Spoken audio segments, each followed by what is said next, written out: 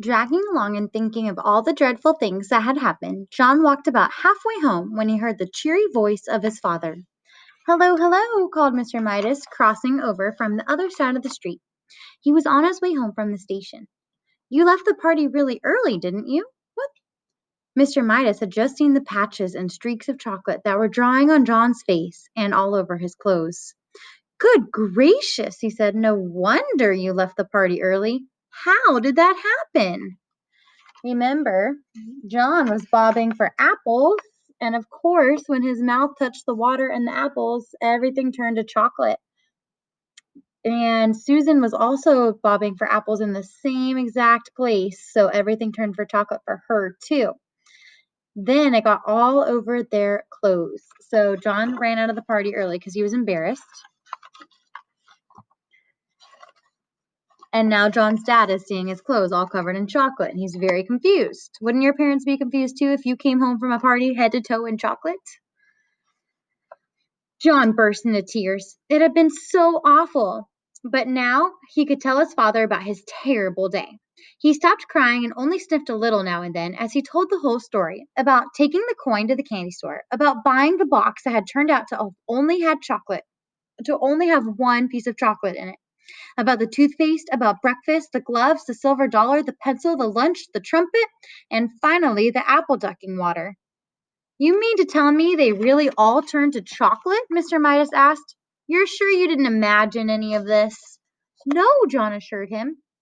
Well, Mr. Midas said, still looking doubtful, we're only a couple of blocks from that candy store of yours. Not that I've ever noticed one there.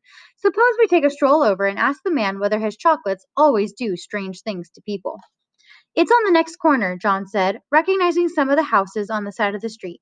Not the next house, not the next house, not the next, he said, but John's voice faded into silence.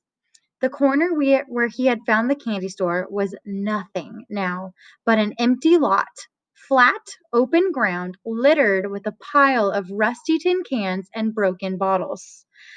And laying around an old splintery sign that says, For Sale. Said Mr. Midas, frowning anxiously at John.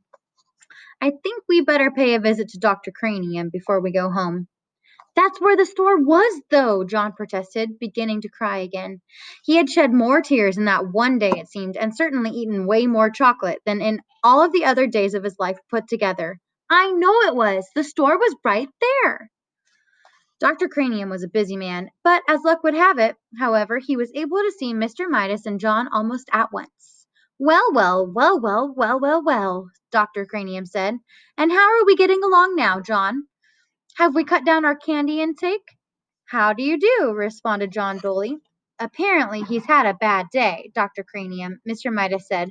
Trouble at school, you know, and a little accident at a birthday party. What I'm worried about is that he keeps saying that everything he puts into his mouth turns into chocolates. No more than a nursery fantasy, I'm sure, Dr. Cranium said to Mr. Midas. Well, John, he went on, looking down with a smile, suppose you tell me in your own words what the matter seems to be. Okay, well, everything I put in my mouth turns into chocolate, John explained. Everything I eat and everything I drink turns into chocolate. I'm thirsty and I'm getting a pain, a bad one, I think. Dr. Cranium sighed patiently and invited John to open his mouth and say, John said. Dr. Cranium peered into John's mouth briefly and gave a low whistle of surprise. This chocolate eating must simply stop. He went to a supply cabinet. I don't think there's any time to be lost, he told Mr. Midas. I'm going to give my boy some of my own special compound. Dr. Cranium's elixir, I call it. It never fails. Dr. Cranium selected a large bottle from one of the cabinet's crowded shelves. He removed the top from the bottle. He got a spoon from another shelf, and he filled the spoon with an oily, greenish, yellowish medicine that had yellowish, reddish lights gleaming in it. It doesn't taste very good, Dr. Cranium warned, in a pleasant tone of voice, but I'm sure it'll do the trick. Clear the stomach and clear your mind. That's what I always say. Dr. Cranium offered John the brimful spoon.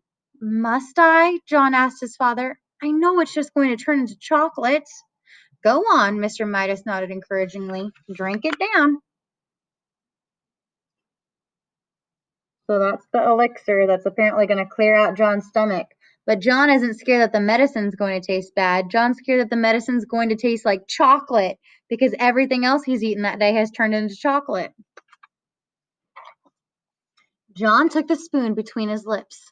The medicine turned to chocolate. The spoon turned to chocolate. John choked and spluttered, and chocolate syrup spurted from his mouth. Dr. Cranium dropped the spoon in an alarm. When it struck the white tiled floor, the chocolate handle snapped into several pieces. Mercy, Dr. Cranium said. I've never seen anything like this. The whole boy's system seems to be so chocolified that it chocolifies everything it touches. After he had recovered somewhat, the doctor went on. I believe that this must be an unprecedented case of, chocolatitis, I shall call it. Cranium's disease. I shall want to make an exhaustive study of this child. I think John has had enough excitement for one day, Mr. Midas said. All right, even the doctor doesn't know how to fix John. Everything is still turning into chocolate. We are almost finished with the chocolate touch.